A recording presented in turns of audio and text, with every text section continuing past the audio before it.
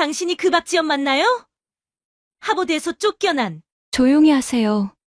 여기서 그런 얘기하면 안 됩니다. 박지연의 목소리가 떨렸습니다. 손에 들고 있던 걸레가 바닥에 떨어질 뻔했죠. 윌슨 저택의 화려한 거실에서 바닥을 닦고 있던 그녀의 심장이 쿵쿵 뛰기 시작했어요.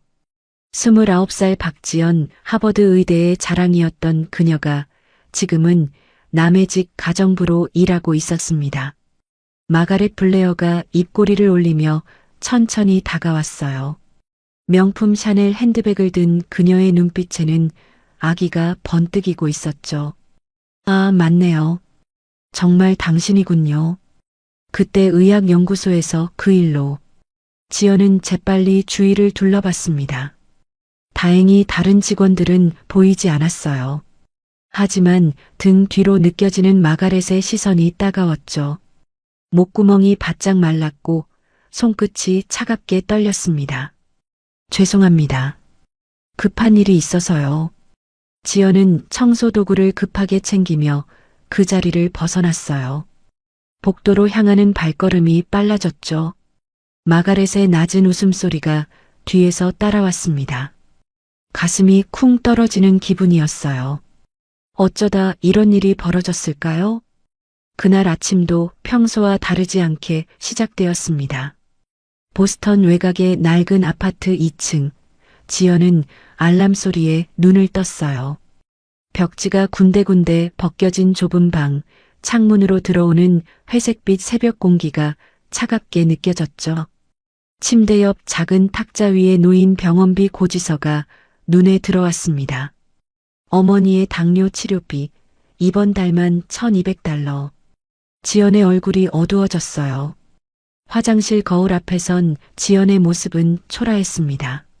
3년 전만 해도 하버드 의대 예과 전체 수석이었던 그녀였어요. 그때는 흰 가운을 입고 당당하게 캠퍼스를 걸어 다녔죠. 교수들은 그녀를 미래의 명이라고 불렀습니다. 하지만 지금 거울 속 그녀의 손은 거칠어져 있었어요. 매일 청소와 빨래로 상처투성이가 된 손끝을 바라보며 눈가가 촉촉해졌죠. 휴대폰이 울렸어요. 동생 진우에게서 온 문자였습니다. 누나, 이번 학기 등록금 언제 보내줄 수 있어? MIT에서 최종 통보 내일까지래. 지연의 가슴이 답답해졌어요. 은행 잔고는 고작 $800. 진호의 학비 $3000는 어떻게 마련해야 할까요? 목이 메어왔습니다. 전화를 걸었어요. 진호야, 누나, 어떡하지? 정말 내일까지인데. 진호의 불안한 목소리가 들렸습니다.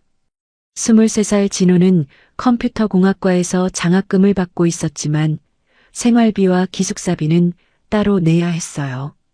걱정하지 마. 누나가 어떻게든 해결할게. 하지만 지연 자신도 확신이 서지 않았죠. 목소리에 떨림이 묻어났어요. 전화를 끊고 지연은 어머니 방문을 살짝 열어봤습니다. 아직 잠들어 계시는 어머니의 얼굴이 예전보다 많이 야위어 보였어요. 당뇨 합병증으로 다리가 불편하신 어머니는 더 이상 일을 할 수 없었습니다. 아버지가 돌아가신 후 15년 지연이 가족의 기둥이 되어야 했어요. 하지만 그 기둥이 지금은 너무나 흔들리고 있었죠. 간단한 아침을 먹으며 지연은 거울을 다시 봤어요. 가정부 유니폼을 입은 자신의 모습이 낯설었죠. 3년 전까지만 해도 의학 교과서를 들고 다니던 손에 지금은 걸레와 세제가 들려 있었습니다. 어떻게 이렇게 됐을까? 혼잣말이 저절로 나왔어요. 하버드에서의 그날이 아직도 생생했습니다. 의학연구소에서 벌어진 그 끔찍한 일이 모든 걸 바꿔버렸죠. 지하철역으로 향하는 길에 하버드 대학교 간판이 멀리 보였어요. 가슴이 먹먹해졌죠. 예전에는 당당하게 걸어 들어가던 그 캠퍼스가 이제는 금단의 땅처럼 느껴졌습니다. 지하철 안에서 젊은 학생들이 의학 교과서를 펼쳐보고 있었어요. 지연은 고개를 돌렸습니다. 너무 아팠거든요. 1시간 남짓한 지하철, 보스턴 외곽에서 부촌까지. 창밖 풍경이 점점 화려해질수록 지연의 마음은 더욱 무거워졌어요. 드디어 윌슨 저택에 도착했습니다. 웅장한 3층 저택이 아침 햇살을 받아 금색으로 빛났어요. 완벽하게 손질된 정원, 고급 수입차들이 늘어선 차고, 모든 게 완벽했죠. 지연은 직원 출입구로 향했습니다. 정문이 아닌 뒷문으로요. 그 작은 차이가 그녀의 현재 위치를 분명하게 보여줬어요. 안녕하세요. 다른 직원들과 인사를 나누었지만 시선이 불편했어요. 모두 지연이 대학을 나온 사람이라는 걸 알고 있었거든요. 하지만 자세한 사연은 모르죠. 그래서 더 어색했습니다. 요리사 메리가 작게 미소 지으며 말했어요. 지연, 오늘도 힘내자. 고마운 말이었지만 지연의 가슴은 더욱 쓰렸어요. 동정 어린 시선들이 뼈에 사무쳤거든요. 청소 도구를 든 채 저택의 화려한 계단을 올랐습니다. 대리석 계단에 비친 자신의 모습이 초라해 보였어요. 벽에 걸린 명화들과 수정 샹들리에가 지연의 현실을 더욱 부각시켰죠. 2층에 도착하자 어디선가 아이의 울음소리가 들렸습니다. 12살 알렉스 윌슨의 방에서 나오는 소리였어요. 그때 지연은 아직 몰랐습니다. 바로 그 울음소리가 자신의 인생을 다시 바꿀 시작이 될 거라는 거리요. 하버드에서 쫓겨난 후 3년 동안 포기했던 모든 꿈들이 다시 살아날 수 있는 기회가 그 문 너머에서 기다리고 있다는 것을 말이죠. 지연은 심호흡을 하며 복도를 걸었습니다. 가슴 깊숙이 무언가 두근거리는 게 느껴졌어요. 그것이 희망의 전조인지 아니면 또 다른 절망의 시작인지는 아무도 알 수 없었죠. 손끝이 미세하게 떨렸지만 지연은 걸음을 멈추지 않았습니다. 복도를 걸어가던 지연의 발걸음이 멈췄습니다. 알렉스 윌슨의 방에서 나오는 울음소리가 점점 커지고 있었어요. 12살 소년의 절망적인 흐느낌이 두꺼운 문을 뚫고 나왔죠. 싫어. 정말 싫어. 왜 이렇게 어려워? 무언가를 집어던지는 소리도 들렸습니다. 지연은 문 앞에서 잠시 망설였어요. 가정부인 자신이 주인집 아이의 방에 들어가도 될까요? 하지만 그 울음소리를 그냥 지나칠 수는 없었죠. 지연이 조심스럽게 문을 두드렸습니다. 손끝이 차가웠어요. 안에서 울음소리가 잠시 멈췄죠. 알렉스? 괜찮나요? 대답이 없었습니다. 지연은 더 부드럽게 말했어요. 청소하러 왔는데 혹시 도움이 필요하면 들어와요. 작고 떨리는 목소리가 들렸습니다. 지연은 천천히 문을 열었어요. 방 안은 난장판이었습니다. 수학 교과서와 문제집이 바닥에 뒹굴고 있었고 연필과 지우개가 여기저기 흩어져 있었어요.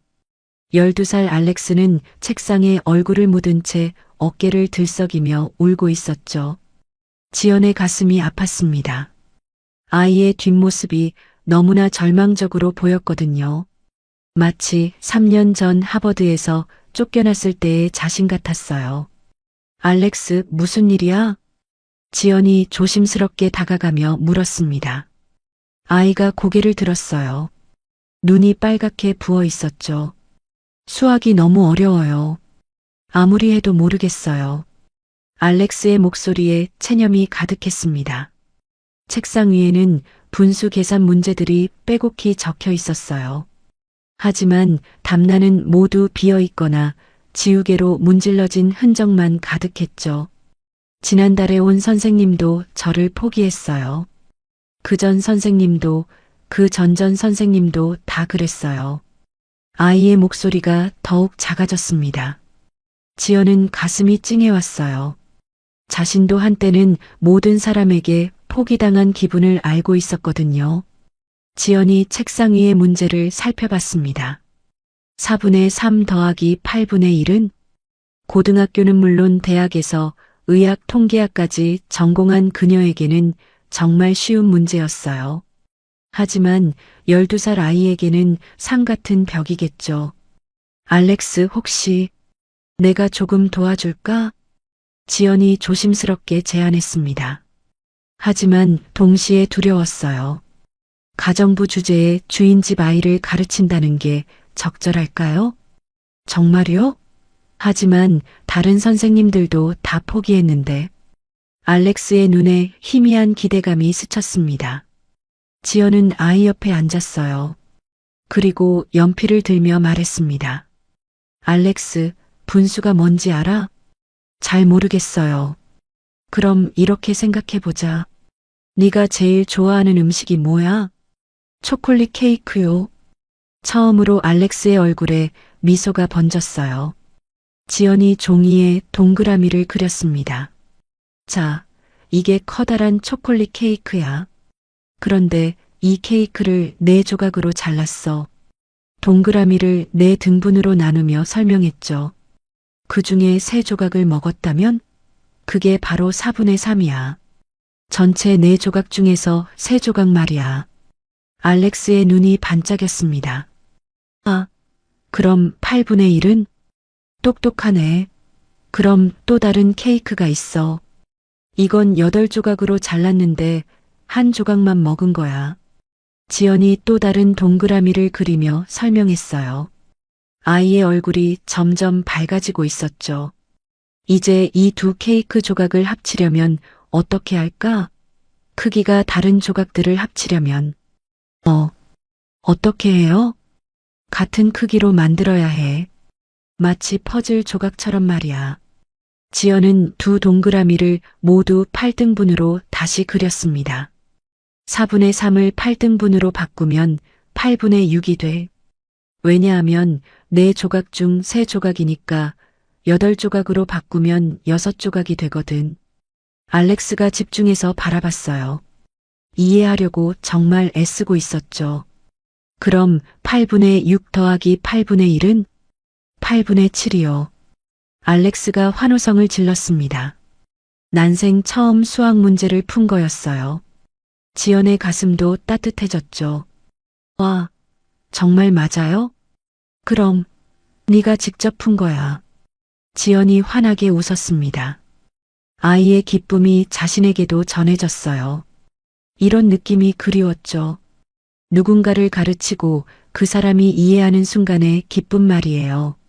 그럼 이 문제도 풀 수 있을까요? 알렉스가 다른 문제를 가리켰습니다. 3분의 1 더하기 6분의 1.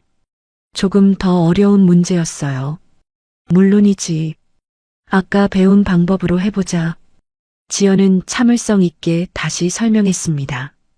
케이크를 6등분으로 나누고 3분의 1을 6분의 2로 바꾸는 과정을요. 바로 그때 방문이 열렸습니다. 제임스 윌슨과 부인 캐서린이 들어왔어요. 48세의 캐서린 윌슨은 완벽하게 차려입은 상태였죠. 진주 목걸이와 고급 정장이 그녀의 품격을 드러냈습니다. 지연의 심장이 쿵 떨어졌어요. 가정부인 자신이 주인집 아들과 이렇게 가까이 앉아 있다니. 손끝이 차갑게 식었죠. 이게 무슨 일이죠? 캐서린의 목소리가 차갑게 깔렸습니다. 죄송합니다. 알렉스가 울고 있어서. 지연이 급하게 일어서며 말했어요. 목소리가 떨렸죠. 가정부가 무슨 권리로 우리 아이를 가르치는 겁니까? 캐서린의 눈빛이 날카로웠습니다. 계급의식이 뚜렷한 그녀에게 이런 상황은 용납할 수 없는 일이었어요. 하지만 알렉스가 끼어들었습니다. 엄마, 지연이 저한테 수학을 쉽게 가르쳐줬어요. 처음으로 문제를 풀었다고요.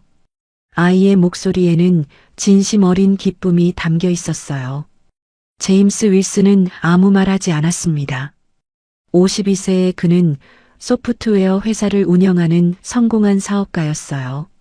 하지만 아들의 교육 문제만큼은 항상 골치였죠. 지난 6개월 동안 5명의 가정교사가 모두 포기했으니까요. 그런데 가정부가 단 몇 분 만에 아들을 웃게 만들었다니. 알렉스, 정말로 문제를 풀었다는 거야? 제임스가 조심스럽게 물었습니다. 네. 아빠 봐요. 알렉스가 자신이 푼 문제를 보여줬어요. 4분의 3 더하기 8분의 1은 8분의 7이라고 또박또박 적혀 있었죠. 지연은 서 있기조차 어려웠습니다. 온몸이 떨렸어요. 자존심이 상했죠. 하버드 의대 예과 수석이었던 자신이 이렇게 취급받아야 하나요? 하지만 동시에 현실을 받아들여야 했어요. 자신은 지금 가정부일 뿐이었고 이 집에서 일자리를 잃으면 어머니 치료비와 진호 학비를 감당할 수 없었거든요. 죄송합니다. 선을 넘었네요. 지연이 고개를 숙이며 말했습니다.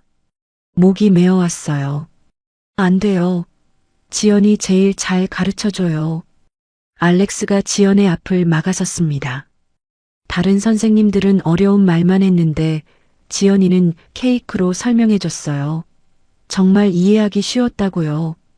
아이의 순수한 호소에 방안 공기가 미묘하게 바뀌었어요. 제임스와 캐서린이 서로 시선을 교환했죠. 청소를 마저 하겠습니다. 지연이 청소 도구를 들고 방을 나가려 했어요. 뒤에서 알렉스의 실망한 목소리가 들렸죠. 복도에 나온 지연은 벽에 기대어 서서 깊게 숨을 들이켰습니다. 가슴이 답답했어요. 왜 이렇게 살아야 할까요? 하지만 알렉스가 자신을 바라보던 그 반짝이는 눈빛을 잊을 수 없었어요. 누군가에게 정말로 도움이 되었다는 느낌, 그리워했던 그 감정이었죠. 방 안에서는 제임스와 캐서린이 조용히 대화하고 있었습니다. 그들도 무언가 생각에 잠긴 것 같았어요. 지연은 알지 못했습니다. 이 작은 만남이 자신의 인생을 완전히 바꿀 시작이 될 거라는 것을요. 이틀이 지났습니다. 지연은 알렉스의 방 앞을 지날 때마다 가슴이 두근거렸어요. 그날의 일이 자꾸만 떠올랐죠. 아이가 처음으로 수학 문제를 풀었을 때의 그 밝은 표정 말이에요.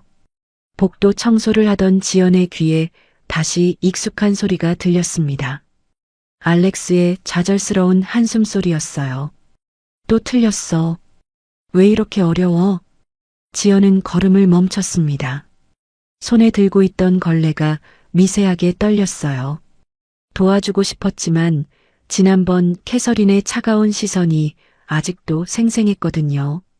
그때 알렉스의 방문이 살짝 열렸어요. 지연? 아이가 고개를 내밀며 조심스럽게 불렀습니다. 눈가가 빨갛게 부어 있었죠. 알렉스, 괜찮아? 지연이 다가가며 물었어요.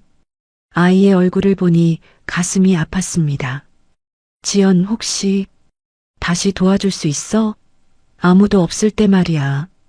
알렉스의 목소리가 간절했어요. 지연은 잠시 망설였습니다. 하지만 그 순간 아이의 눈에서 자신의 어린 시절을 봤어요. 공부 때문에 울었던 그때를 말이죠. 알겠어. 하지만 아무에게도 말하면 안 돼.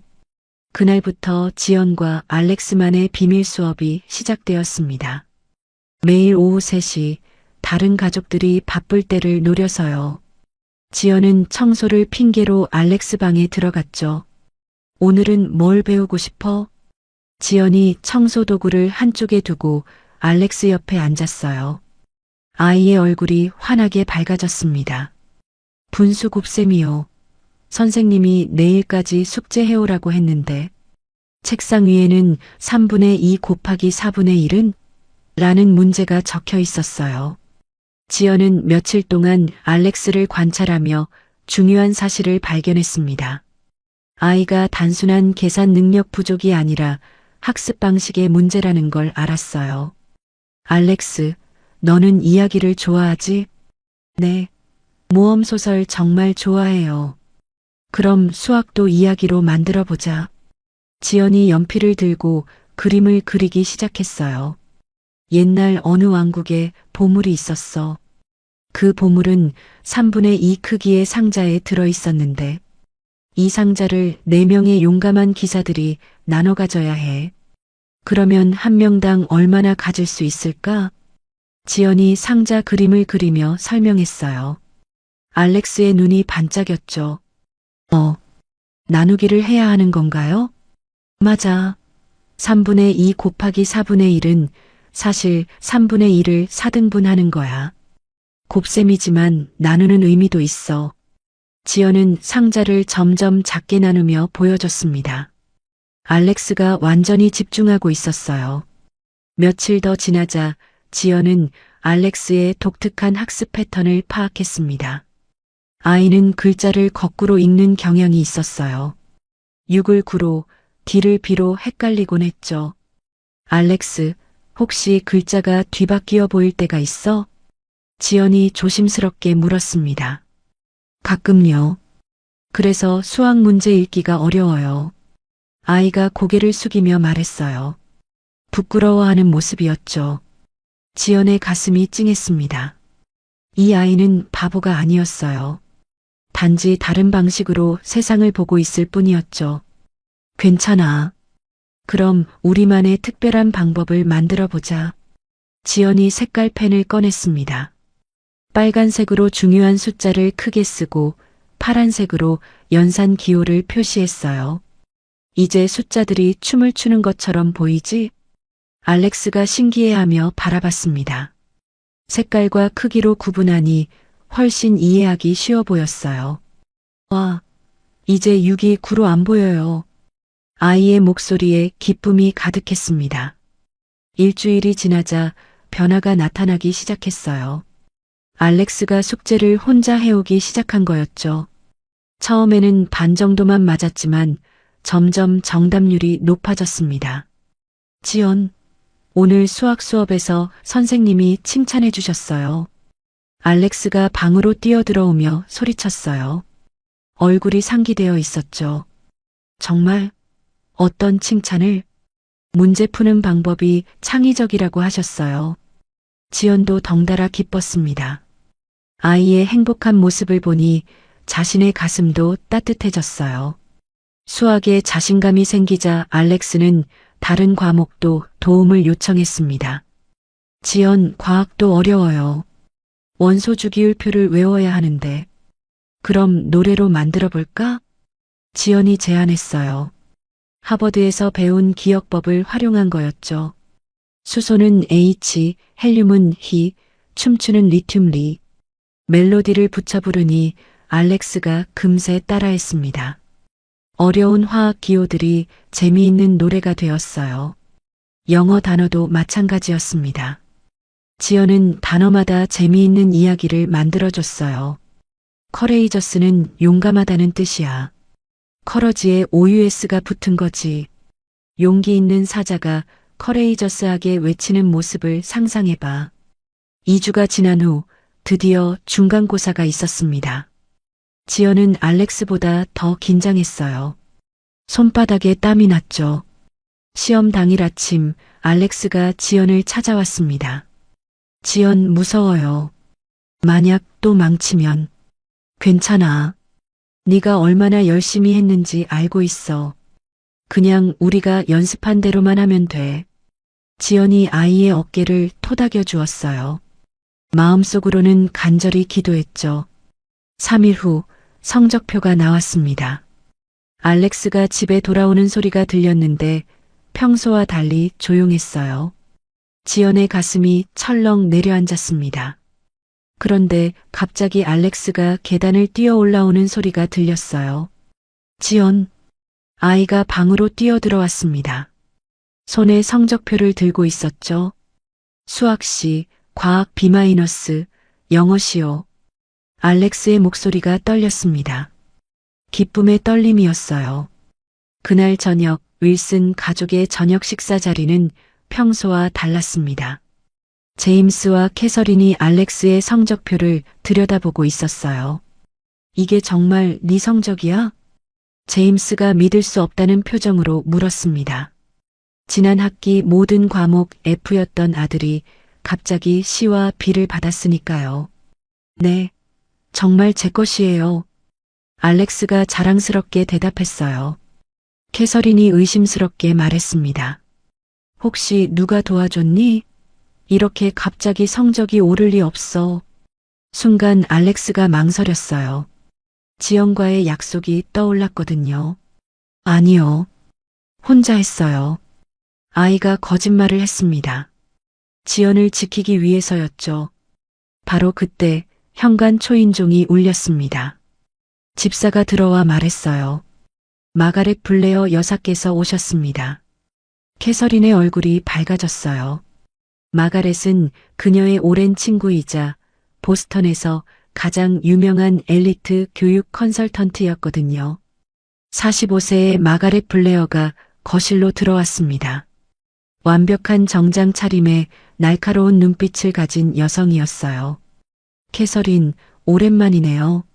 마가렛, 정말 반가워요. 두 사람이 포옹을 나누었어요. 알렉스 성적이 많이 올랐다고 들었어요. 축하해요. 마가렛이 알렉스를 보며 말했습니다. 하지만 그 미소가 어딘지 차가워 보였어요. 어떤 가정교사가 가르쳤나요? 제가 아는 선생님인가요? 캐서린이 대답했습니다.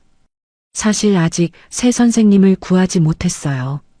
알렉스가 혼자 공부했다고 하는데 마가렛의 눈빛이 날카로워졌어요. 혼자서요? 흥미롭네요. 그 순간 지연이 차를 가져와야 할 시간이었습니다. 거실로 들어서는 순간 마가렛과 눈이 마주쳤어요. 마가렛이 지연을 위아래로 훑어봤습니다. 뭔가를 의심하는 눈빛이었죠. 실례합니다. 지연이 차를 내려놓고 재빨리 물러나려 했어요. 하지만 마가렛의 시선이 따가웠습니다. 복도로 나온 지연은 가슴이 두근거렸어요. 마가렛의 눈빛에서 뭔가 불길한 기운을 느꼈거든요. 거실에서는 마가렛의 목소리가 들렸습니다. 캐서린, 혹시 새로 온 직원이 있나요? 방금 그 가정부 말이에요. 지연의 온몸에 소름이 돋았어요. 직감적으로 알 수 있었죠. 마가렛 블레어가 자신에게 관심을 갖기 시작했다는 것을요. 하지만 지연은 아직 몰랐습니다. 마가렛이 단순한 의심을 넘어서 자신의 과거까지 파헤치려 한다는 것을요. 그리고 그 파헤침이 얼마나 위험한 결과를 가져올지도 말이죠. 복도에서 떨고 있는 지연의 귓가에 알렉스의 환한 웃음소리가 들렸습니다. 그 순수한 기쁨을 지켜주고 싶었어요. 어떤 일이 있어도 말이죠. 보스턴 시내에 위치한 마가렛 블레어의 사무실은 완벽했습니다. 크리스털 샹들리에가 걸린 천장, 이탈리아산 가죽 소파, 그리고 벽면을 가득 채운 명문 사립학교 졸업장들이 그녀의 성공을 말해주고 있었어요. 마가렛이 커피잔을 들고 창밖을 내려다보았습니다. 45세인 그녀의 얼굴에는 차가운 결심이 서려 있었죠. 블레어 교육 컨설팅이라는 간판 아래 보스턴 최고 부유층 자녀들의 교육을 책임져온 그녀였습니다. 하버드, 예일, MIT 입학률 98%라는 놀라운 성과를 자랑했어요. 마가렛은 어젯밤 윌슨 가에서 본 그 가정부가 자꾸 신경 쓰였습니다. 뭔가 평범한 가정부와는 다른 느낌이었거든요. 수잔, 내 사무실로 와. 마가렛이 비서를 불렀어요. 수잔은 그녀의 오른팔 같은 존재였죠. 조사 업무에 특히 능숙했습니다. 네, 사장님. 30대 중반의 수잔이 들어왔어요. 항상 완벽하게 정리된 외모에 날카로운 눈빛을 가진 여성이었죠. 윌슨 가의 새 가정부에 대해 조사해봐. 박지연이라는 여자야. 어떤 부분을 중점적으로 조사할까요? 모든 것. 학력, 경력, 과거사. 특히 왜 가정부 일을 하게 되었는지 알아봐. 이틀 후 수잔이 두꺼운 파일을 들고 마가렛의 사무실에 나타났습니다. 그녀의 얼굴에는 흥분이 역력했어요. 사장님, 정말 놀라운 걸 발견했습니다. 마가렛이 커피잔을 내려놓았어요. 직감적으로 중요한 정보라는 걸 알 수 있었죠. 말해봐. 박지연, 29세. 하버드 의대 예과 출신입니다. 그것도 3년 연속 수석이었어요. 마가렛의 눈이 커졌습니다. 하버드 의대 수석이 왜 가정부를? 더 충격적인 게 있어요. 수잔이 신문 스크랩을 꺼냈어요. 3년 전 기사였죠. 하버드 의학연구소 데이터 조작 사건. 박지연 학생 연루 의혹으로 퇴학 처분.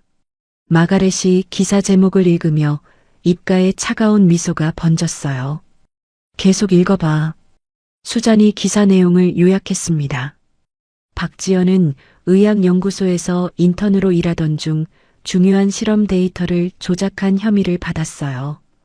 연구 책임자가 고발했고 학교 측에서 퇴학 처분을 내렸죠. 법적 처벌은? 증거 부족으로 기소는 되지 않았지만 학계에서는 완전히 매장되었어요. 마가렛의 손가락이 책상을 톡톡 쳤습니다. 계산하는 표정이었죠. 이거야. 이게 바로 내가 찾던 거야. 마가렛이 일어서서 창가로 걸어갔어요. 보스턴의 스카이라인이 한눈에 내려다 보였죠. 연구 조작으로 하버드에서 쫓겨난 전과자가 순진한 아이를 가르치고 있다니. 이보다 완벽한 스캔들이 어디 있겠어? 수잔이 조심스럽게 물었어요. 그런데 사장님, 왜 이렇게까지 하시는 거죠? 마가렛의 얼굴이 차갑게 굳었습니다. 윌슨 가족은 내 가장 중요한 고객이야. 그들의 아들 교육을 내가 맡아야 하는데 어디서 굴러온 가정부가 끼어들고 있어. 마가렛의 진짜 속마음이 드러났습니다. 알렉스의 갑작스런 성적 향상이 자신의 사업에 치명적인 타격을 줄 수 있다고 생각한 거였어요.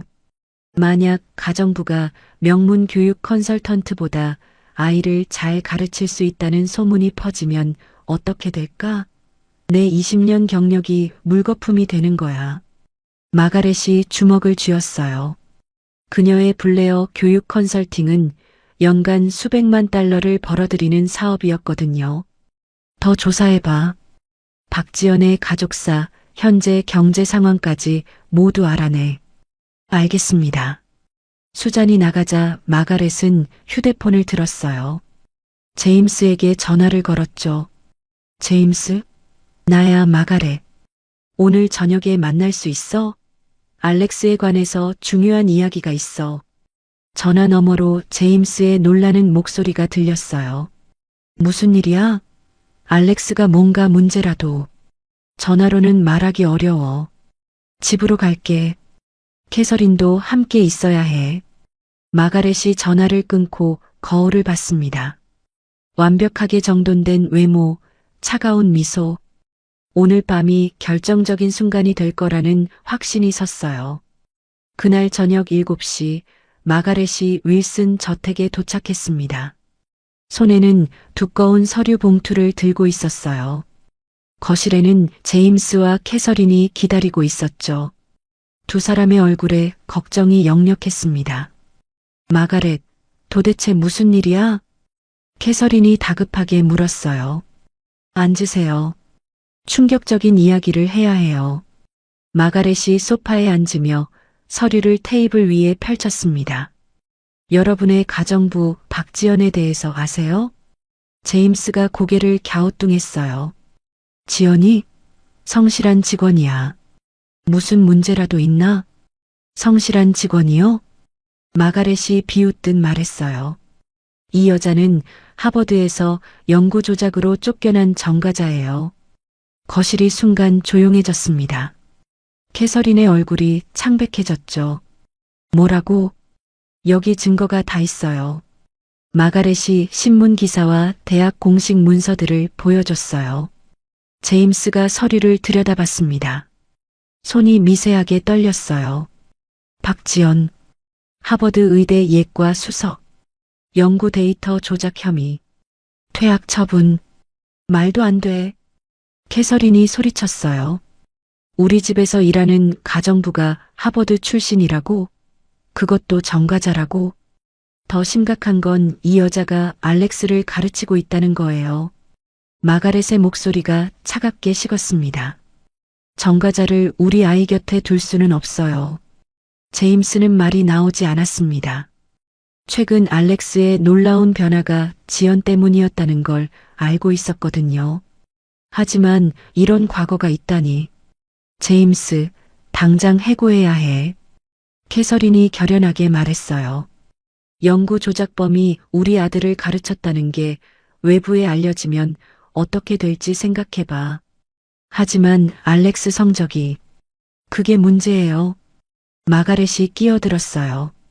혹시 그 성적 향상도 부정한 방법 때문 아닐까요? 연구 조작을 했던 사람이니까. 바로 그때 계단 위에서 작은 그림자가 움직였습니다. 알렉스였어요. 아이가 난간 사이로 아래층을 내려다보고 있었죠. 지연이 전과자라고? 알렉스의 입술이 떨렸어요. 믿을 수 없다는 표정이었죠. 지연이가 나한테 거짓말을 했다고? 아이의 눈에 눈물이 고이기 시작했습니다. 내일 아침에 당장 해고시키겠어. 제임스가 무거운 목소리로 결정을 내렸어요. 아무리 생각해도 다른 선택의 여지가 없었죠. 현명한 판단이에요. 마가렛이 만족스러운 미소를 지었습니다. 그리고 알렉스 교육은 제가 직접 맡을게요. 이런 일이 다시는 일어나지 않도록 하겠어요. 캐서린이 고개를 끄덕였어요. 고마워, 마가렛. 네가 아니었다면 큰일 날 뻔했어. 그 순간 지연은 부엌에서 설거지를 하고 있었습니다. 거실의 대화가 들리지 않았죠. 내일 아침에 닥칠 충격을 전혀 예상하지 못한 채로요. 휴대폰에 진우에게서 온 문자가 떠 있었어요. 누나, 다음 학기 등록금 준비 어때? 걱정돼서 잠이 안 와. 지연은 핸드폰을 보며 한숨을 쉬었습니다. 어머니 치료비, 진우 학비. 이 일을 잃으면 어떻게 될까요? 하지만 아직 몰랐어요. 내일이면 모든 게 끝날 거라는 것을요. 마가렛이 윌슨 저택을 떠나며 휴대폰으로 수잔에게 전화를 걸었어요. 완벽해. 내일이면 박지연은 이 집에서 영원히 사라질 거야. 축하드려요, 사장님. 이제 윌슨과 아이 교육은 내가 독점하게 됐어. 다른 부유층 가정들에게도 이 사건을 알려. 가정부가 아이를 가르치는 것의 위험성을 경고하는 거지. 마가렛의 입가에 차가운 미소가 번졌어요. 하지만 그녀는 아직 몰랐습니다. 이 승리가 얼마나 짧을지, 그리고 자신이 얼마나 큰 적을 만들게 될지를요. 윌슨 저택 2층에서는 알렉스가 자신의 방으로 돌아가며 혼란스러워하고 있었습니다. 지연에 대한 믿음과 어른들의 말 사이에서 갈등하고 있었어요. 폭풍 전야의 고요함이었죠. 다음 날 아침 8시, 지연은 평소와 같이 윌슨 저택에 출근했습니다. 청소 도구를 정리하며 오늘도 알렉스와의 수업을 생각하고 있었어요. 아이가 어제 풀지 못한 방정식 문제를 어떻게 설명해 줄지 고민하고 있었죠. 그런데 제임스가 심각한 표정으로 다가왔습니다. 평소의 부드러운 모습과는 완전히 달랐어요. 지연 씨, 잠깐 이야기 좀 합시다. 지연의 가슴이 쿵 떨어졌습니다. 제임스의 목소리가 너무 차갑게 들렸거든요. 제임스의 서재로 따라간 지연은 탁자 위에 놓인 서류들을 봤어요. 자신의 하버드 시절 사진과 신문 기사들이 펼쳐져 있었죠. 이게 무엇인지 아시겠죠? 제임스가 서류를 가리키며 말했습니다. 지연의 얼굴이 순간 하얗게 질렸어요. 손끝이 차갑게 식었죠. 제임스 씨, 왜 말하지 않았습니까? 당신이 하버드에서 쫓겨났다는 것을. 제임스의 목소리에 실망감이 묻어났습니다. 연구 조작으로 퇴학당한 사람이 우리 아들을 가르쳤다니. 지연은 아무 말도 할 수 없었어요. 목구멍이 막힌 것 같았죠. 오늘부로 해고입니다. 당장 나가주세요. 제임스의 선언이 지연의 귓가를 때렸습니다. 머리가 하얗게 변했어요. 어머니 치료비, 진호학비, 모든 게 무너져 내리는 기분이었죠. 제임스 씨, 제발 한 번만 설명할 기회를. 설명할 게 뭐가 있습니까? 증거가 다 여기 있는데요. 제임스가 서류를 탁 치며 말했어요. 지연의 눈에 눈물이 맺혔습니다. 저는 정말 말이 나오지 않았어요. 3년 전 그 악몽 같은 기억이 다시 떠올랐죠. 바로 그때 서재문이 벌컥 열렸습니다. 알렉스가 뛰어들어왔어요. 아이의 얼굴은 눈물로 범벅이 되어 있었죠. 아빠, 지연을 내보내면 안 돼요. 알렉스가 제임스 앞을 가로막았습니다. 알렉스, 어른 이야기에 끼어들면 안 된다. 아니에요. 지연은 나쁜 사람이 아니에요.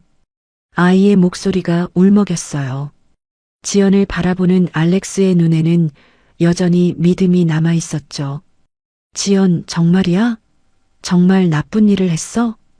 알렉스가 지연을 똑바로 바라보며 물었습니다.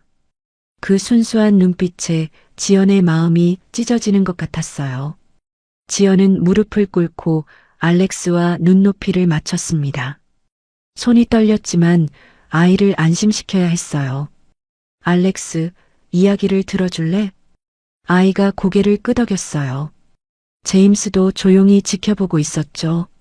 3년 전 난 하버드 의대에서 공부하고 있었어. 의학연구소에서 인턴으로 일하면서 말이야. 지연의 목소리가 떨렸습니다. 그런데 어느 날 연구실 책임자가 아주 나쁜 일을 하는 걸 봤어. 무슨 나쁜 일이요? 알렉스가 궁금해했어요. 환자들을 위한 약을 만들기 위한 실험이었는데 그 사람이 결과를 거짓으로 바꿨어. 약이 효과가 없는데도 효과가 있다고 거짓말을 한 거야. 제임스의 표정이 미묘하게 변했습니다. 그럼 환자들이 아픈데도 나을 수 없잖아요. 알렉스가 붕괴하며 말했어요. 맞아. 그래서 선생님이 잘못하고 있다고 말했어. 하지만 지연의 목소리가 더욱 떨렸어요. 그 선생님이 오히려 내가 거짓말을 했다고 말했어. 나를 나쁜 사람으로 만들어버린 거야. 그런 건 거짓말이잖아요. 알렉스가 소리쳤습니다. 아이의 순수한 정의감이 폭발한 거였어요. 지연 씨, 제임스가 조심스럽게 입을 열었어요. 그럼 왜 학교에서 믿어주지 않았습니까? 그 선생님이 더 높은 사람이었거든요. 그리고 증거를 모두 없애버렸어요.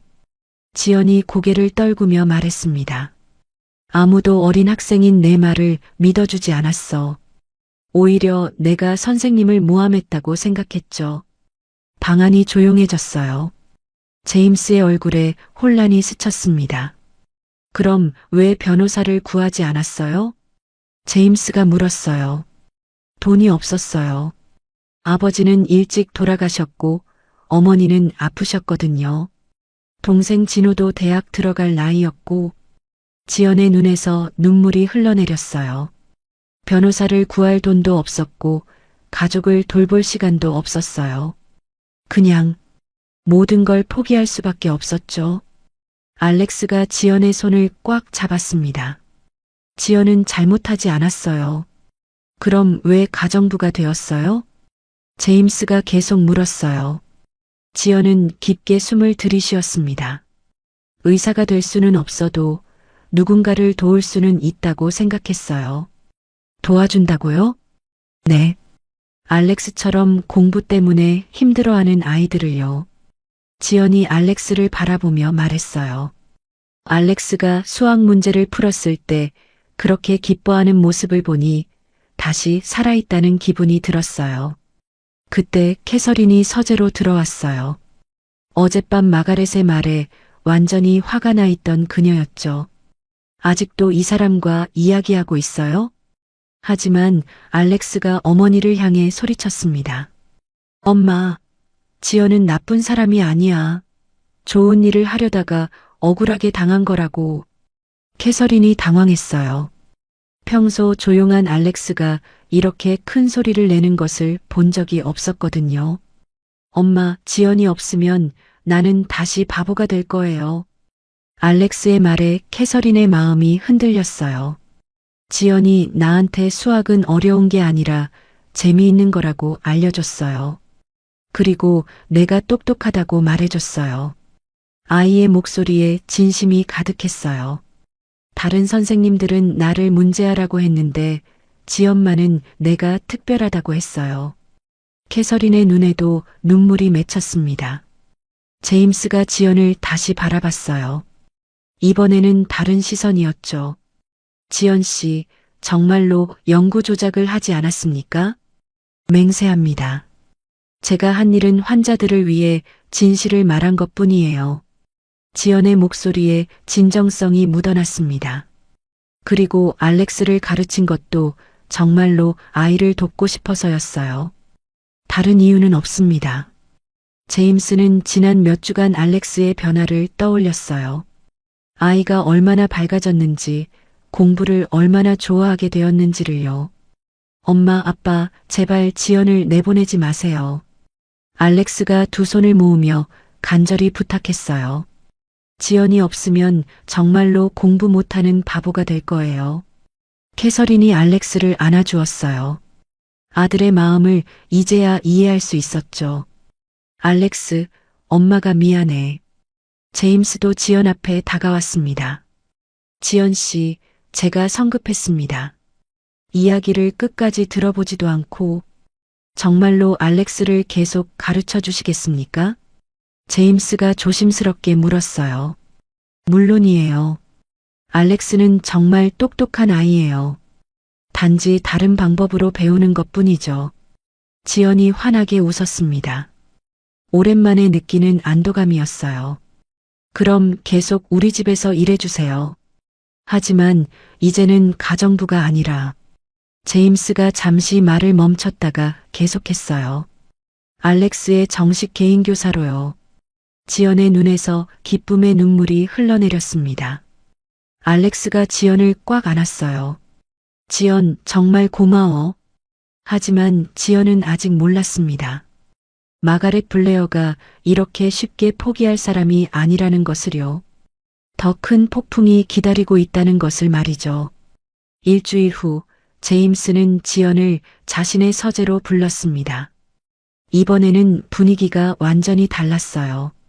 따뜻한 커피 한 잔과 함께 정식 계약서가 준비되어 있었죠. 지연 씨, 이제 정말로 알렉스의 개인 교사가 되어주세요. 제임스가 미소를 지으며 말했어요. 지연의 가슴이 벅차올랐습니다. 급여는 월 5,000달러로 하겠습니다. 그리고 알렉스 교육을 위한 교재비, 활동비도 별도로 지원하고요. 지연은 믿을 수 없었어요. 가정부 월급의 5배가 넘는 금액이었거든요. 이제 어머니 치료비와 진호 학비 걱정을 하지 않아도 될 것 같았죠. 감사합니다. 정말 감사합니다. 지연의 목소리가 떨렸어요.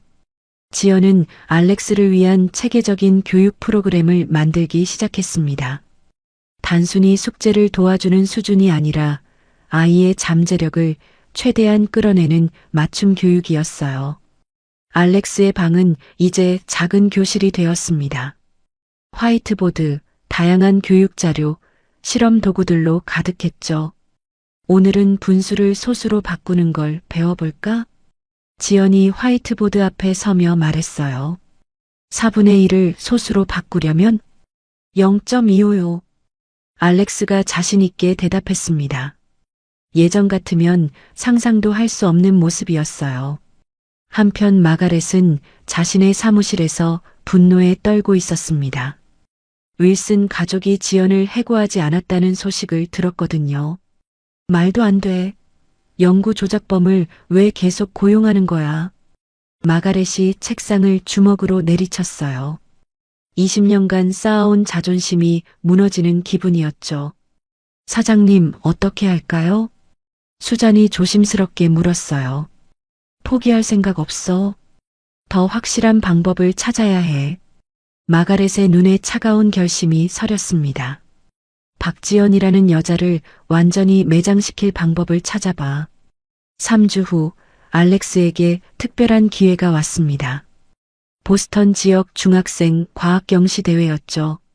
지연, 나 정말 할 수 있을까? 알렉스가 불안해하며 물었어요. 물론이야. 너는 이미 충분히 준비됐어. 지연이 격려하며 말했습니다. 지난 몇 주간 알렉스는 놀라운 발전을 보여줬거든요. 기억해. 과학은 우리 주변의 신비로운 이야기들을 푸는 거야. 너는 그 이야기의 탐정이 되는 거지. 지연의 말에 알렉스의 얼굴이 밝아졌어요. 경시대회 당일 보스턴 컨벤션 센터는 학생들과 학부모들로 가득했습니다. 지연은 알렉스보다 더 긴장하고 있었어요. 지연, 떨지 마. 내가 잘할게. 오히려 알렉스가 지연을 위로해 주었습니다. 아이가 이렇게 의젓해진 모습을 보니 지연의 가슴이 뿌듯했어요. 시험장에 들어가기 전 알렉스가 지연을 꼭 안았습니다. 지연이 가르쳐준 대로 할게.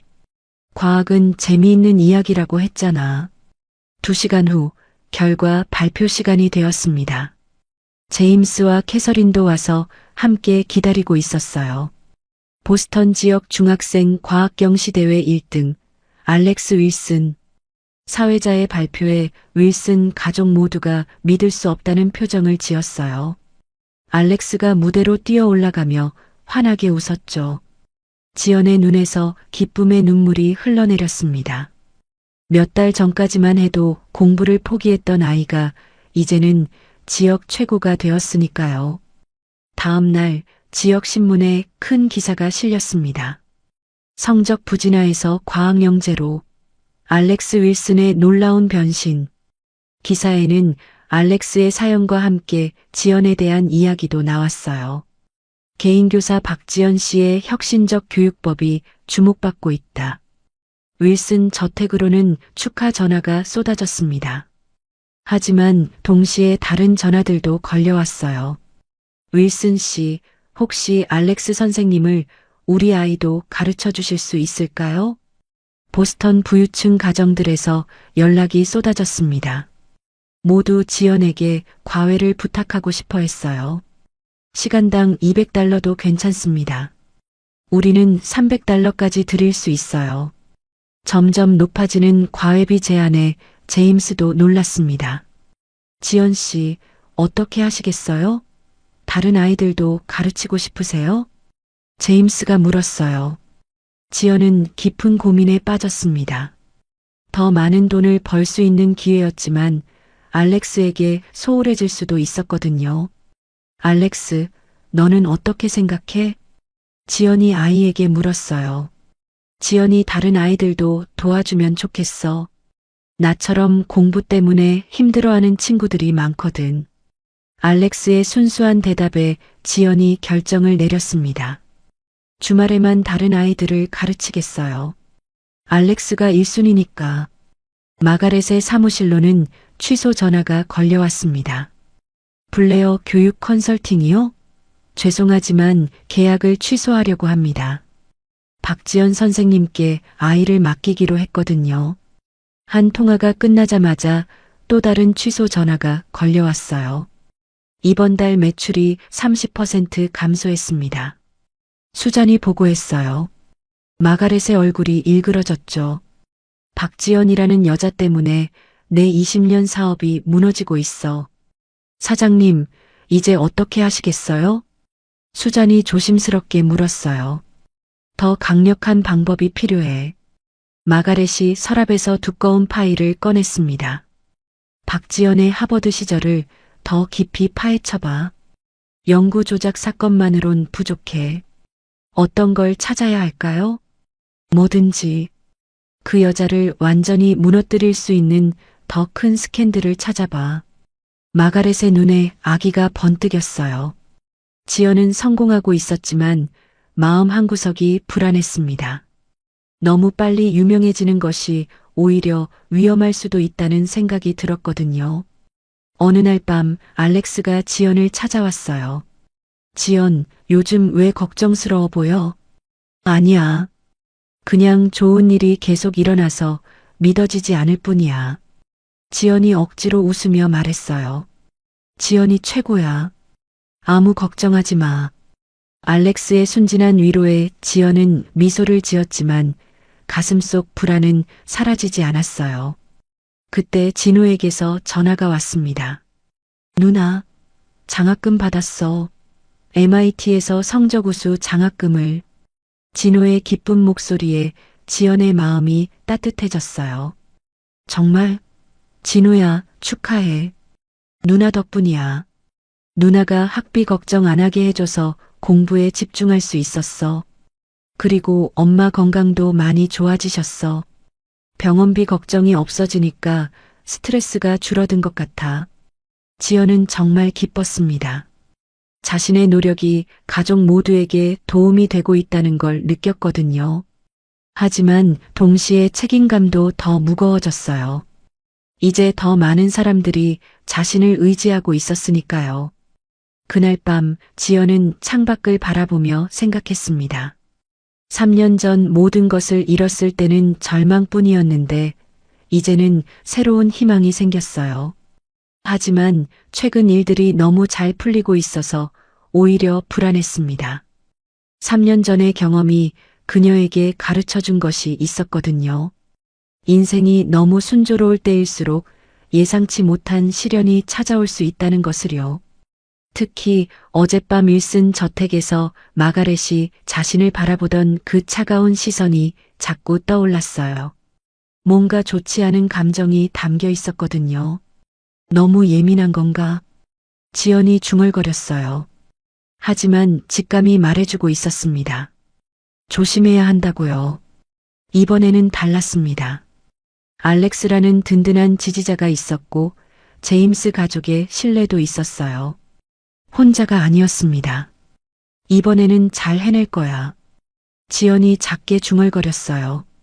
조심스럽지만 희망에 찬 목소리였죠. 일주일 후 마가렛은 자신의 사무실에서 전화를 걸고 있었습니다. 상대는 하버드 의학연구소의 전직 직원이었어요. 닥터 리처드슨, 오랜만입니다. 마가렛의 목소리가 달콤하게 흘러나왔어요. 3년 전 박지연 사건 기억하시죠? 사실 그 사건에 대해 새로운 증언이 필요합니다. 전화 너머로 머뭇거리는 소리가 들렸죠. 제가 당시 연구소 운영비 지원을 해드릴 수 있거든요. 연간 10만 달러 정도요. 마가렛이 미끼를 던졌습니다. 경제적으로 어려워하는 전직 연구원에게는 거부하기 어려운 제안이었어요. 이틀 후 닥터 리처드슨이 마가렛의 사무실에 나타났습니다. 50대 중반의 그는 실직 후 경제적으로 힘든 상황이었어요. 무엇을 해야 하죠? 그가 주눅든 목소리로 물었습니다. 간단합니다. 박지연이 실제로 데이터를 조작하는 걸 목격했다는 진술서에 서명하시면 돼요. 마가렛이 미리 준비한 서류를 내밀었어요. 하지만 저는 그런 걸 본 적이... 닥터, 연구소 운영비가 급하시죠? 그리고 따님 대학 등록금도 걱정이실 테고요. 마가렛의 협박에 가까운 설득에 리처드슨이 결국 펜을 들었습니다. 떨리는 손으로 서명했어요. 마가렛은 보스턴의 유력 언론사에 익명으로 제보했습니다. 하버드 출신 가정교사의 충격적인 과거, 연구조작 전과자가 부유층 자녀 교육. 다음 날 아침 지역 신문 일면에 대서특필로 기사가 실렸어요. 지연의 사진과 함께 자극적인 제목이 눈에 들어왔죠. 지연이 아침에 신문을 받아보고 경악했습니다. 손이 덜덜 떨렸어요. 이럴 수가. 기사에는 닥터 리처드슨의 증언이 인용되어 있었습니다. 박지연은 실제로 실험 데이터를 조작했다. 나는 그것을 직접 목격했다. 점심시간 지연이 알렉스를 만나러 학교에 갔을 때였습니다. 교장 선생님이 심각한 표정으로 나타났어요. 박지연 씨, 죄송하지만 학교 출입을 금지해야겠습니다. 무슨 말씀이세요? 지연이 당황하며 물었어요. 학부모들이 항의했습니다. 아이들 안전을 위해서라고요. 교장의 말에 지연의 가슴이 철렁 내려앉았습니다. 제발 한 번만 더 기회를. 죄송합니다. 이미 결정된 사항입니다. 그 순간 알렉스가 교실에서 뛰어나왔어요. 지연. 아이가 지연을 보자마자 달려왔습니다. 지연, 왜 학교에 못 와? 선생님이 앞으로 못 온다고 했는데. 알렉스의 목소리가 떨렸어요. 알렉스, 잠시 못 볼 것 같아. 지연이 아이의 어깨에 손을 올렸습니다. 눈물을 참기가 힘들었어요. 왜? 무슨 일이야? 어른들 사정이 복잡해졌어. 지연이 애써 미소를 지으며 말했어요. 하지만 알렉스, 너는 이제 혼자서도 충분히 잘할 수 있어. 안 돼. 지연 없이는 못해. 알렉스가 울기 시작했습니다. 같은 날 오후 제임스의 회사에도 압박이 시작되었습니다. 이사회 회의실에서 긴급 회의가 열렸어요. 제임스, 이 문제를 어떻게 할 겁니까? 한 이사가 신문을 흔들며 말했습니다. 우리 회사 CEO의 가정교사가 연구 조작범이라니 언론에서 뭐라고 하겠습니까? 주가에도 영향을 줄 수 있습니다. 다른 이사가 덧붙였어요. 제임스는 머리가 복잡했습니다.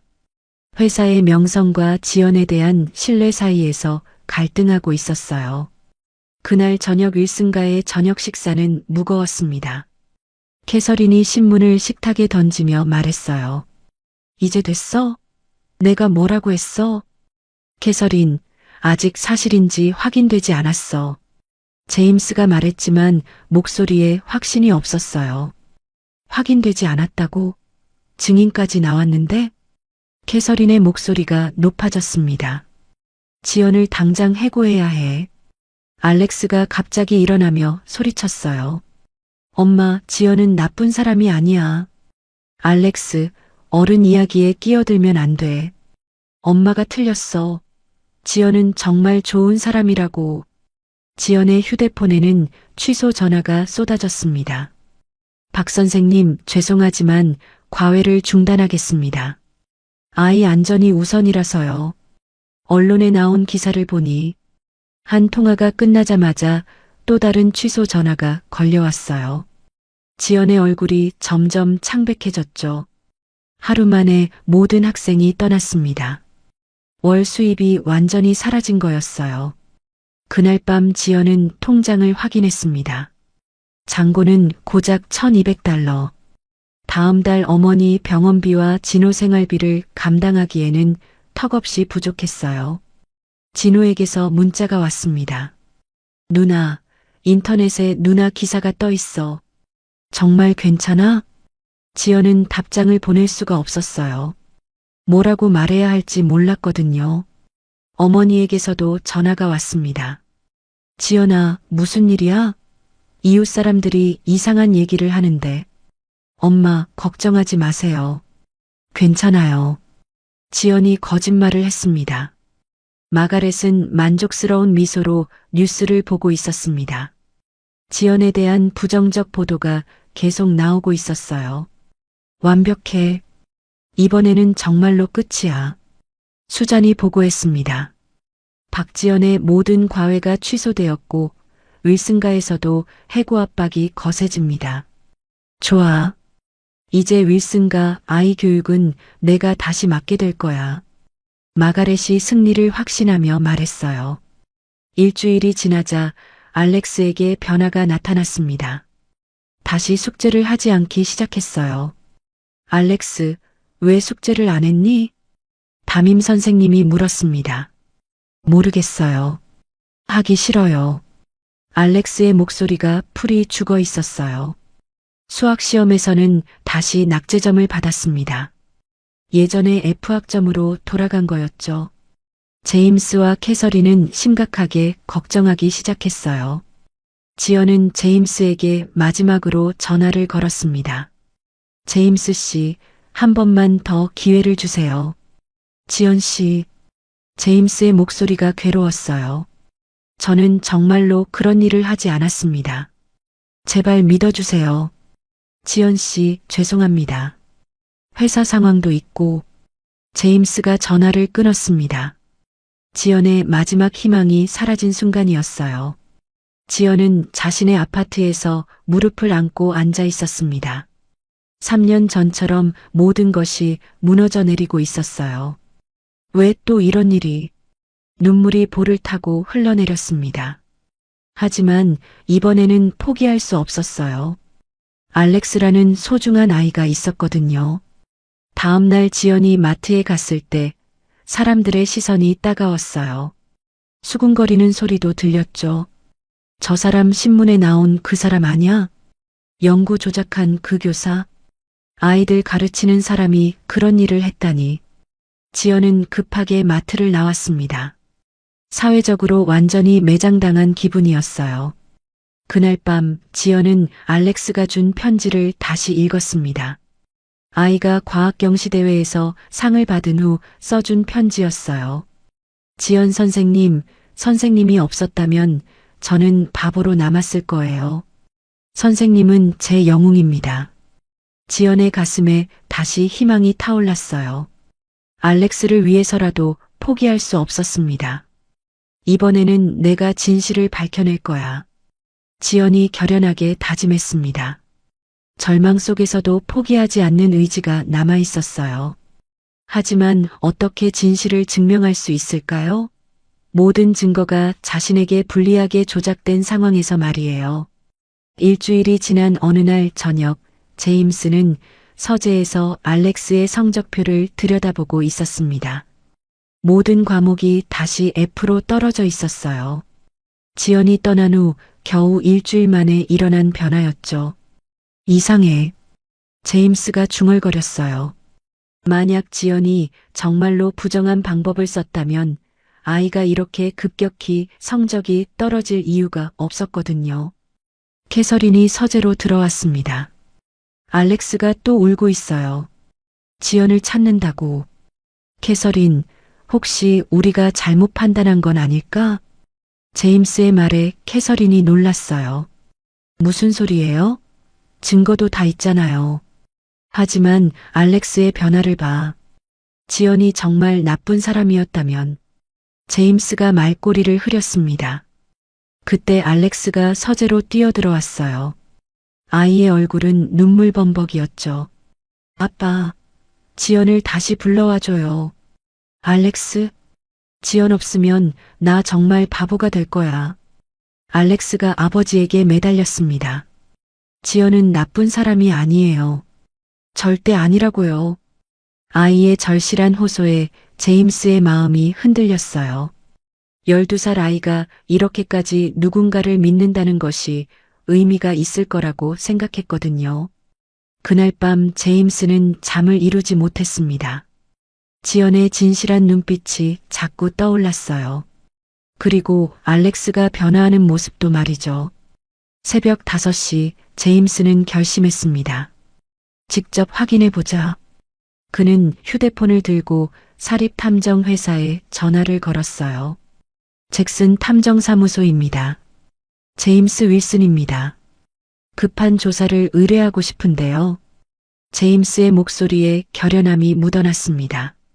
다음 날 오후 베테랑 사립탐정 마이클 잭슨이 윌슨 저택을 찾았습니다. 50대 초반의 그는 20년간 수많은 사건을 해결한 경험이 있었어요. 윌슨 씨, 구체적으로 무엇을 조사하길 원하시나요? 3년 전 하버드 의학연구소 사건입니다. 박지연이라는 학생과 관련된. 제임스가 사건의 전말을 설명했어요. 흥미롭네요. 그럼 처음부터 다시 파헤쳐 보겠습니다. 잭슨이 메모를 하며 말했습니다. 하지만 3년이 지난 사건이라 쉽지 않을 겁니다. 돈은 문제 없습니다. 진실만 밝혀주세요. 같은 시각 MIT에서 컴퓨터공학을 전공하는 진호는 누나의 억울한 상황을 참을 수 없었어요. 누나가 그런 일을 할 리 없어. 내가 직접 증명해야겠어. 진호는 자신의 해킹 실력을 활용하기로 결심했습니다. 물론 불법이었지만 누나의 명예를 위해서라면 감수할 수 있었어요. 하버드 의학연구소 서버. 아직 백업 데이터가 남아있을 거야. 진호가 키보드를 두드리기 시작했어요. 밤새 작업할 각오였습니다. 이틀 후 잭슨 탐정이 중요한 단서를 발견했습니다. 당시 연구소에서 일했던 청소부와의 인터뷰에서였어요. 그날 밤 늦게 누군가 연구실에서 서류를 태우는 걸 봤어요. 60대 청소부 할머니가 증언했습니다. 박지연 학생이 아니었어요. 나이든 남자분이었죠. 연구실 책임자 같아 보였어요. 잭슨의 눈이 번뜩였어요.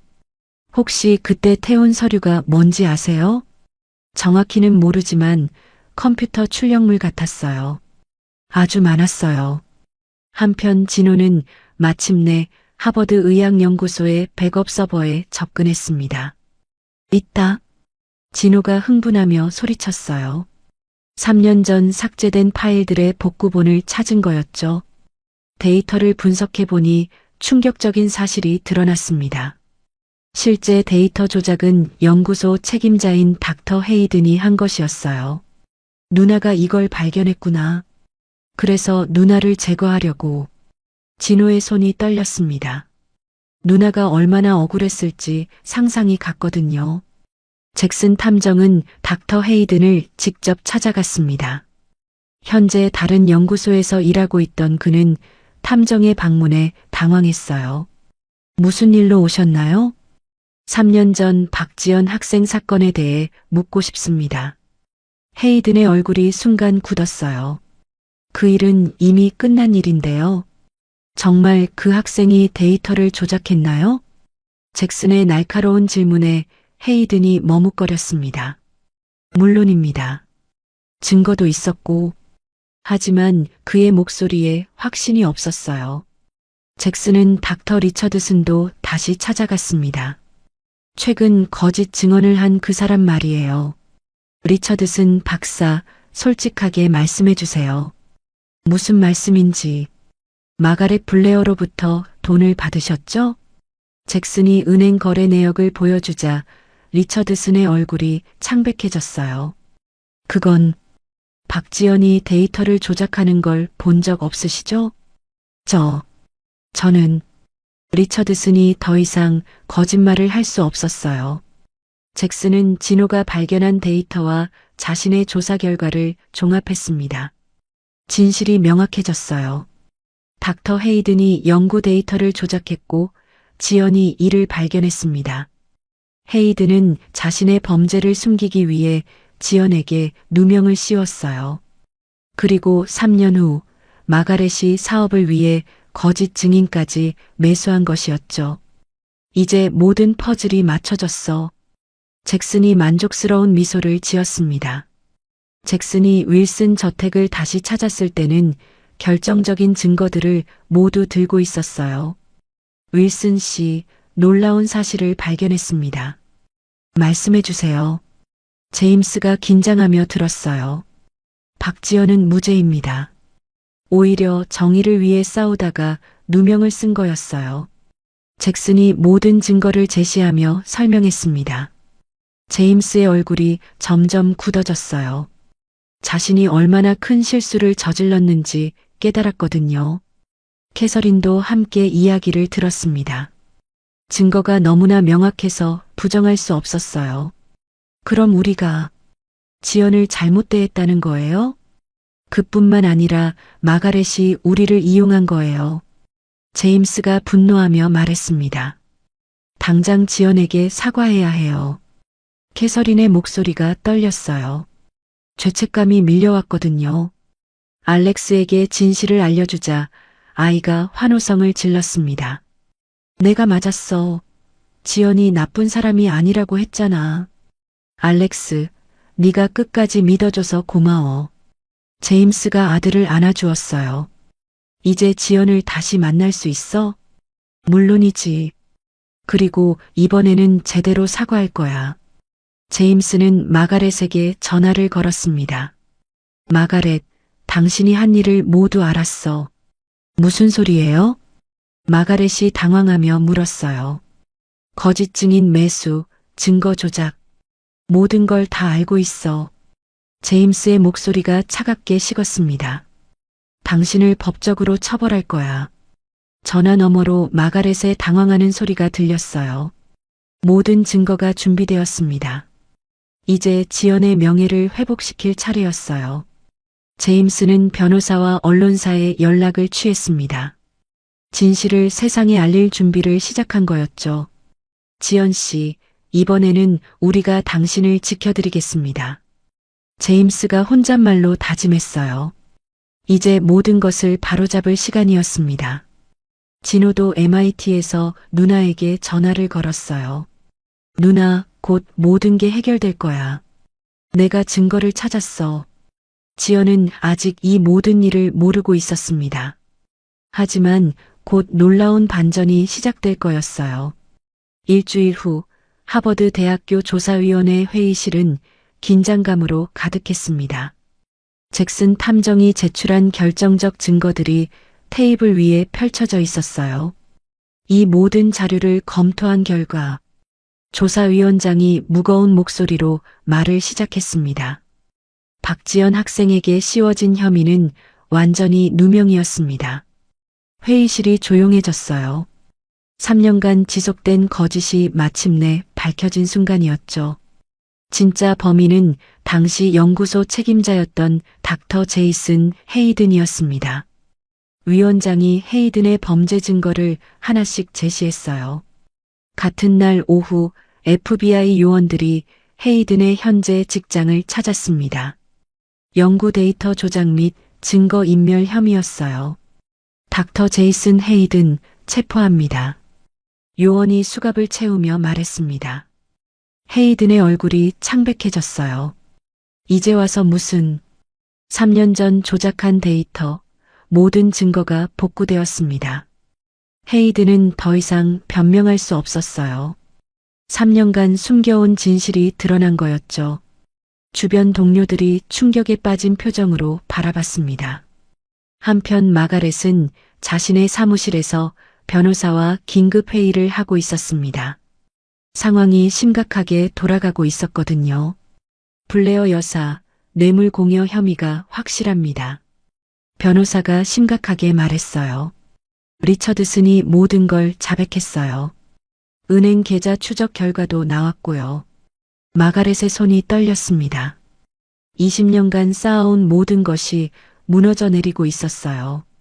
어떻게 하면 되죠? 법정에서 싸워봐야겠지만 증거가 너무 명확해서 어려울 것 같습니다.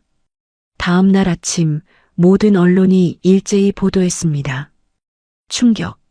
박지연 연구 조작범이 아닌 내부 고발자였다. 명문 교육업체 대표, 거짓 증인 매수 혐의로 기소. 신문 일면을 장식한 기사들은 완전히 뒤바뀐 내용이었어요. 지연은 피해자였고 마가렛이 진짜 악역이었다는 것이 드러났죠. 지연이 아침에 신문을 받아보고 믿을 수 없다는 표정을 지었습니다. 이게 정말? 손이 떨려서 신문을 제대로 펴볼 수도 없었어요. 오후에 하버드 총장이 직접 지연을 만나기 위해 찾아왔습니다. 3년 만에 공식적인 접촉이었어요. 박지연 학생, 정말 죄송합니다. 총장이 깊이 고개를 숙였습니다. 학교가 진실을 제대로 파악하지 못해서 당신에게 씌워서는 안 될 누명을 씌웠습니다. 지연의 눈에 눈물이 맺혔어요. 3년간 기다려온 순간이었거든요. 앞으로 어떻게 보상할지 논의하겠습니다. 복학은 물론이고 전액 장학금도 제공하겠어요. 그날 저녁 제임스 가족이 지연의 아파트를 찾았습니다. 알렉스는 꽃다발을 들고 있었어요. 지연. 알렉스가 달려와 지연을 꼭 안았습니다. 3주 만에 재회였죠. 보고 싶었어. 정말 보고 싶었어. 아이의 순수한 기쁨에 지연도 눈물을 흘렸어요. 나도 보고 싶었어, 알렉스. 제임스와 캐서린도 다가왔습니다. 지연 씨, 정말 죄송합니다. 제임스가 깊이 고개를 숙였어요. 특히 캐서린의 사과는 진심이 느껴졌습니다. 지연 씨, 제가 너무 편견에 사로잡혀 있었어요. 캐서린의 목소리가 떨렸어요. 당신이 우리 아들을 얼마나 사랑으로 가르쳤는지 이제야 깨달았어요. 아니에요, 캐서린 씨. 이해할 수 있어요. 지연이 따뜻하게 미소 지었습니다. 이제부터는 우리 가족으로 생각해 주세요. 정말로요. 캐서린이 지연의 손을 꼭 잡았어요. 지연, 나 그동안 공부 못했어. 지연이 없으니까 아무것도 모르겠더라. 알렉스가 솔직하게 말했어요. 괜찮아. 다시 차근차근 해보자. 정말 다시 나를 가르쳐 줄 거야? 물론이지. 우리는 팀이잖아. 지연의 말에 알렉스가 환하게 웃었습니다. 지연이 최고야. 아이가 다시 한번 꼭 안겼어요. 한편 법정에서는 마가렛의 재판이 진행되고 있었습니다. 증거가 너무 명확해서 변명할 여지가 없었어요. 피고인 마가렛 블레어는 증인 매수죄로 징역 2년, 집행유예 3년을 선고합니다. 판사의 선고에 마가렛이 주저앉았어요. 또한 민사상 손해배상 책임도 지게 됩니다. 블레어 교육 컨설팅은 문을 닫게 되었어요. 고객들이 모두 떠났거든요. 며칠 후 지연이 마트에 갔을 때 분위기가 완전히 달라져 있었습니다. 저분이 그 박지연 씨 아니세요? 정의를 위해 싸우신 분이죠? 정말 대단하세요. 사람들이 지연을 알아보며 격려해 주었어요.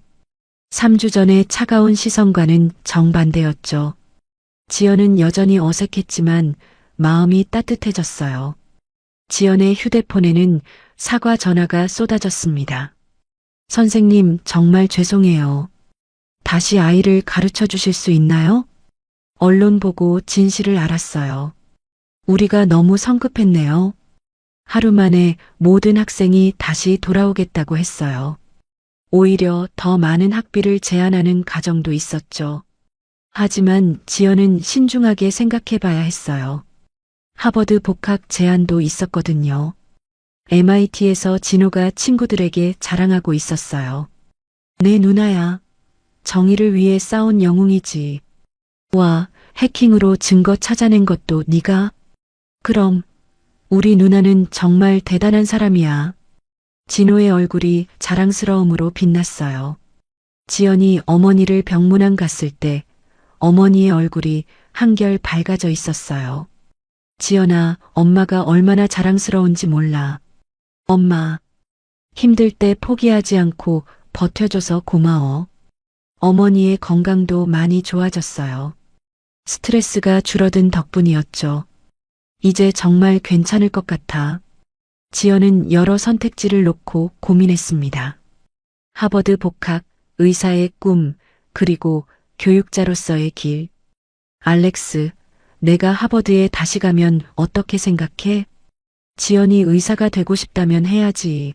나는 지연을 응원할 거야. 알렉스의 순수한 지지에 지연이 결심을 굳혔어요. 그럼 의대를 마치고 나서 다시 너를 가르쳐 줄게. 약속이야? 약속이야. 3년 전 모든 것을 잃었던 지연이 이제는 더 큰 꿈을 꿀 수 있게 되었습니다. 하버드 복학, 의대 졸업, 그리고 진짜 의사가 되는 꿈 말이에요. 제임스 씨, 제안이 하나 있어요. 지연이 말했습니다. 의대를 졸업한 후에 교육재단을 만들어 보는 건 어때요? 알렉스처럼 어려움을 겪는 아이들을 도와주는 훌륭한 아이디어네요. 윌슨 교육재단은 어떨까요? 제임스가 눈을 반짝이며 말했어요. 아니에요. 희망교육재단이 좋겠어요. 지연의 제안에 모두가 고개를 끄덕였습니다. 3년간의 긴 터널을 지나 마침내 빛을 찾은 지연이었어요.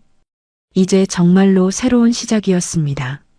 몇 년 후 하버드 의과대학 졸업식장은 축제 분위기였습니다.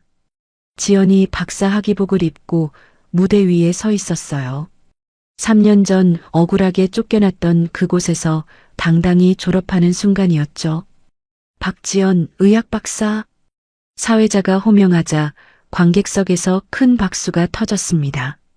제임스 가족, 어머니, 진호가 모두 와 있었어요. 우와, 지연 박사님. 15살이 된 알렉스가 환호하며 소리쳤습니다. 이제 키가 많이 자란 그였지만 여전히 지연을 보는 눈빛은 12살 때와 같았어요. 지연이 무대에서 손을 흔들며 미소 지었습니다. 3년간의 고된 공부가 모두 보람으로 바뀌는 순간이었죠. 졸업식 한 달 후 보스턴 시내에 새로운 건물이 문을 열었습니다. 윌슨 교육재단이라는 간판이 당당하게 걸려 있었어요. 개관식에는 보스턴의 유력 인사들이 모두 참석했습니다. 시장님도 오셨죠. 윌슨 교육재단의 첫 번째 이사장 박지연 박사님. 제임스가 소개하자 큰 박수가 울렸어요. 감사합니다. 이 재단은 알렉스 같은 특별한 아이들을 위한 곳이 될 거예요. 지연의 취임사에 모든 사람이 감동했습니다. 15살이 된 알렉스는 이제 보스턴 최고 사립 고등학교의 학년 1등이었어요. 특히 수학과 과학 분야에서는 타의 추종을 불허했죠. 알렉스, 이번 학기도 전 과목 A네. 담임 선생님이 성적표를 건네주며 말했어요. 감사합니다. 알렉스가 환하게 웃었습니다. 3년 전 F학점만 봤던 그 아이가 맞나 싶을 정도였어요. 방과 후 알렉스는 지연을 만나러 재단 사무실에 갔어요. 지연, 오늘도 봤어. 내 성적표? 정말 자랑스러워. 하지만 성적보다 네가 공부를 즐거워하는 모습이 더 기뻐. 지연의 말에 알렉스가 고개를 끄덕였어요. 그해 여름 알렉스는 미국 고등학생 과학 올림피아드에 출전했습니다. 전국에서 가장 뛰어난 학생들이 모인 대회였어요. 시험 당일 지연과 제임스 가족이 모두 응원을 왔습니다. 알렉스, 긴장하지 말고 즐겨. 지연이 격려해 주었어요. 지연이 가르쳐준 대로 할게. 과학은 재미있는 이야기라고 했잖아. 알렉스가 자신 있게 말했습니다. 결과 발표에서 알렉스가 1등을 차지했어요. 관객석에서 윌슨 가족이 환호성을 질렀죠. 한편 진호는 MIT를 졸업한 후 실리콘밸리에서 AI 스타트업을 창업했습니다. 회사 이름은 희망테크였어요. 누나, 우리 회사 투자 유치 성공했어. $10,000,000. 진호가 흥분해서 전화를 걸어왔어요. 정말? 진호야, 축하해. 누나 덕분이야. 누나가 포기하지 않는 모습을 보고 나도 배웠거든. 진호의 성공 소식에 지연도 기뻤습니다. 이제 동생 걱정은 하지 않아도 될 것 같았어요. 지연이 어머니를 만나러 갔을 때 어머니는 정말 건강해 보였어요. 병원 치료를 꾸준히 받은 덕분에 완전히 회복하셨거든요. 지연아, 엄마가 너무 자랑스러워. 어머니가 지연의 손을 잡으며 말했어요. 힘든 시간을 견뎌내고 이렇게 훌륭하게 성장해서 엄마도 고생 많으셨어요. 이제는 편히 지내세요. 진호도 성공하고 너도 박사가 되고 아버지가 하늘에서 얼마나 기뻐하실까. 어머니의 눈에 기쁨의 눈물이 맺혔어요. 지연이 가장 보람을 느끼는 일은 재단의 희망 교육 프로그램이었어요. 경제적으로 어려운 이민자 가정 아이들을 무료로 가르치는 프로그램이었죠. 선생님, 저도 알렉스처럼 과학자가 될 수 있을까요? 12살 소녀 마리아가 물었어요. 멕시코에서 온 이민자 가정 아이였죠. 물론이야. 너에게도 무한한 가능성이 있어. 지연이 따뜻하게 말해주었습니다. 중요한 건 꿈을 포기하지 않는 거야. 교실에는 다양한 나라에서 온 아이들이 모여 있었어요. 모두 지연을 보며 희망을 품고 있었죠. 한편 마가렛은 작은 아파트에서 혼자 살고 있었습니다. 사업도 망하고 사회적 명성도 잃었죠. 하지만 그녀는 이제 깨달았어요. 내가 얼마나 잘못했는지. 마가렛이 지연의 기사를 보며 혼잣말했어요. 질투와 욕심이 나를 망쳤구나. 그녀는 지연에게 편지를 써보냈어요. 진심 어린 사과의 편지였죠. 지연은 그 편지를 읽고 마가렛을 용서했습니다. 증오보다는 용서가 더 큰 힘이 있다는 걸 알았거든요. 어느 일요일 저녁 윌슨 저택에서 가족 저녁 식사가 있었어요. 지연도 당연히 한자리를 차지하고 있었죠. 지연, 이제 정말 우리 가족이야. 캐서린이 진심으로 말했습니다. 알렉스에게는 엄마 같고 우리에게는 딸 같아. 제임스도 고개를 끄덕였어요. 저도 여러분을 가족으로 생각해요. 지연의 말에 모두가 따뜻하게 미소 지었습니다. 알렉스가 갑자기 말했어요. 지연, 나중에 내가 대학 가면 지연이 그리울 거야. 괜찮아. 언제든지 만날 수 있어. 우리는 평생 친구니까. 재단에는 매일 새로운 학생들이 찾아왔습니다. 알렉스처럼 학습에 어려움을 겪는 아이들이었어요. 선생님, 저도 수학을 잘할 수 있을까요? 10살 소년이 불안해하며 물었어요. 물론이야. 수학은 어려운 게 아니라 재미있는 퍼즐 게임이야. 지연이 알렉스에게 했던 것처럼 설명해 주었어요. 정말요? 정말이야. 우리 함께 해보자. 아이의 얼굴이 환해졌습니다. 여름 휴가 때 진호가 실리콘밸리에서 찾아왔어요. 이제 성공한 CEO가 된 그였지만 누나 앞에서는 여전히 어린 동생이었죠. 누나, 나도 교육 사업에 투자하고 싶어. 정말? 희망 교육 프로그램을 전국적으로 확장하는 거야. 어때? 진호의 제안에 지연이 감동했어요. 좋은 생각이야. 더 많은 아이들을 도울 수 있겠네. 남매가 함께 꿈꾸는 미래는 무척 밝아 보였어요. 알렉스는 이제 자신의 꿈이 확실했어요. 지연, 나도 나중에 의사가 될 거야. 정말? 그래서 아픈 사람들을 고쳐주고 지연처럼 아이들도 가르쳐주고 싶어? 알렉스의 당당한 꿈 선언에 지연이 뿌듯해했어요. 넌 분명히 훌륭한 의사가 될 거야. 지연이 가르쳐줬으니까. 두 사람이 함께 웃었습니다. 1년 후 윌슨 교육재단은 놀라운 성과를 보였어요. 도움을 받은 학생들의 성적이 평균 80% 향상되었거든요. 언론에서도 주목했습니다. 기적의 교육법, 박지연 박사의 희망 교육, 낙오자를 영재로 만드는 마법의 손. 지연은 유명해졌지만 그보다는 아이들의 변화가 더 기뻤어요.